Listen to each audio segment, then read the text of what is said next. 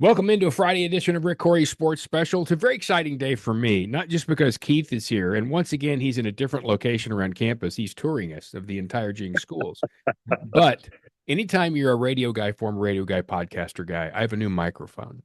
And this one's really expensive. So it's a good day for me. Now, it's a good day for you guys because it's game day, but it's not an easy game day. Heading out to take on Bixby. First of all, let's go back and talk about how you spent the bye week and if you think you got better. Yeah, we had a few guys that were a little banged up, so that's an opportunity to get them completely healed up that week. But also, big focus on us and the things that we need to improve on, and if there's anything new, we need to do or change. That's a great time to do it, and we had four, really good physical practices. It was very hot that week. That part was a challenge, but I felt like our kids responded. Yeah, and you said, as you said, you do a lot of self scout. I'm not going to ask you to give away game plans, but did you identify certain things that you worked on specifically? Yeah, and I think more than just, and we do self scout every week, but more than that, just the things we're seeing on film, mistakes we're making, things that we need to clean up a little bit to be more consistent. Mhm. We've done a lot of good things, but just not at a consistent level in some areas, and so really honing in on some of those things so that we can play more plays better, if you Yeah, will. sure. Well, I mean, hey, it's all about that, right? You evolve during a season. Is this team evolving at the rate you thought it would? Everybody has kind of an expectation to begin the year. Yeah, I don't know. I feel like we have great potential. I don't think we've realized it yet. We're in terms of reaching our highest potential, but that's not necessarily a bad thing. We've got a lot of room for growth and to get better. Hmm. And ultimately, everybody wants, instant gratification, right? You want to Yeah, be good right away, but I think the most important thing is that we're moving the right direction. Even if it's slower than maybe we want, if we're moving the right direction, we will get there in time. turtles and wagon trains prove that, right? Yeah, that's all it takes. You know, I Yes. I've been around some coaches who, unfortunately, about this time of the year, may take a look at the team and said, "All right, this is what we wanted to do. We can't quite do that, so we adjust to this." Are you doing those kinds of things, or are you still convinced, "Hey, look, what we thought we could do when we set out, we can. We just got to still get there." Yeah, kind of a combination. We've made a few personnel changes, just moved some guys around, knowing a lot more about our team after, Hmm. three games. Nothing major in terms of changes, but a few minor things, a few adjustments, and so um, you're constantly doing that throughout the year. As your team evolves, injuries can play into that. If you have to move guys around or move a new guy into a spot, so that's something as coaches we're really always evaluating and doing. Yeah, you have to have a short list for short lists, right? As you go through. Let's get into Bixby a little bit. This is a team that did lose a lot of players, but you look over there and obviously they're playing very well. When you see them right now, what do you think they're doing best? Well, the thing they've done best for a number of years, they they have a really difficult offensive scheme to defend. Lots of shifts and motions, lots of playmakers, guys they can get the ball to, um, and that has continued. They've got a lot of new faces this year, and but those guys are going to just continue to get better and better as the year goes on, as they get experience. Defensively, they're going to put a lot of pressure on you. They're kind of force you into being one dimensional. And so, you just have to be really disciplined when you play them.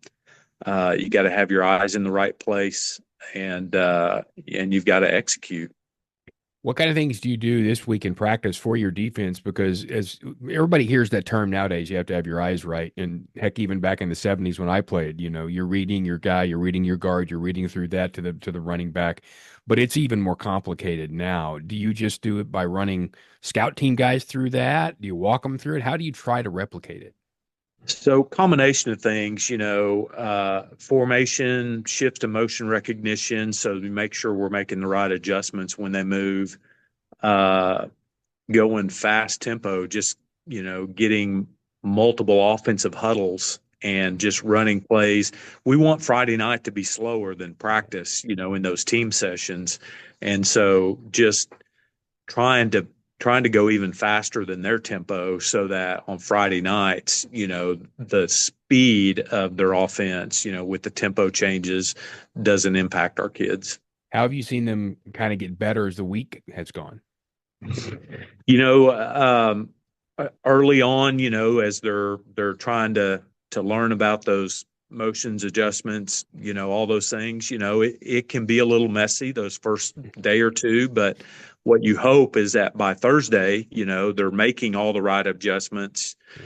You're not coaching them up as much and just letting them make the decisions and make the reactions. And so you want to see progress.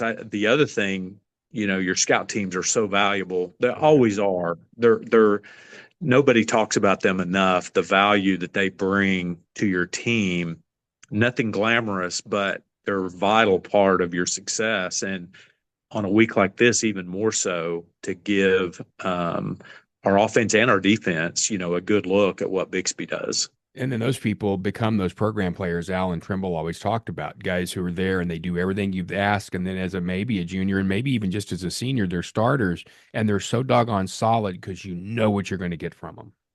Absolutely. We at times I've asked, our starters to raise their hand if they served on scout team, past years, so that our young guys realize, Yeah. oh, they were in the same boat I am, and certainly we have some guys that start every year they're in our program, but we have a bunch of guys that go through that same thing, as sophomores and possibly juniors before they get their opportunity.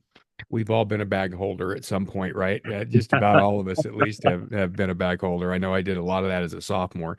Kept getting knocked down by big people. That's how you learn, right? So, what about their special teams? I don't know hardly anything about their punting and kicking game this year. It's the one thing I just don't know much about right there.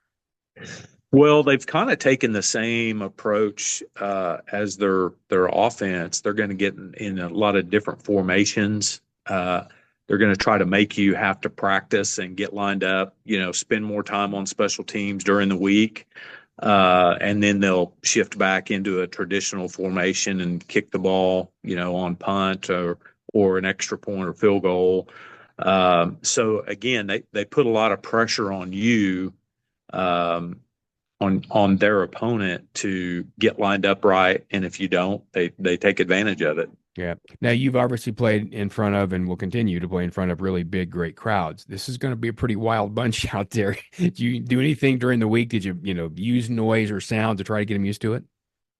We pipe in music into the stadium just to create some noise that we have to work around during the week, and I think that helps some. Of course, playing in other big games certainly helps. It will be crazy tonight, but we've been through some loud, games in the past already in the short season, and so it won't be anything new for our kids. And it's district. Yes, these games start really counting now. Yes. Yeah. There was a time when Union Jenks was the rivalry, and then Broken Arrow came on the scene, and David Alexander won a title, and then Bill won one at Owasso, and of course Lawrence won several at Bixby. Is Jenks and Union still your biggest game? So, if you will, for rivalry wise, have all these teams really become that kind of rival? Well, it really has turned into that. They've turned into, all five of us. There's a big rivalry game, no matter who you're playing. And I think just the level of football across 6A1 has raised a great deal over the years, such that, when you have these highly competitive games, it kind of naturally creates those rivalries. Yeah. Well, no matter what, it's going to be something. How long's the bus ride? What are you guys on the bus? 17, 20 minutes, something like that? Yeah, given the time we go over, there's a lot of traffic. Oh, yeah. So we're planning on 25 minutes. We might get there a little quicker, but it is a pretty short bus ride. That's a really good road game right there, right? I'm going to Santa Yes. Fe tonight. Yeah, you got the easier drive.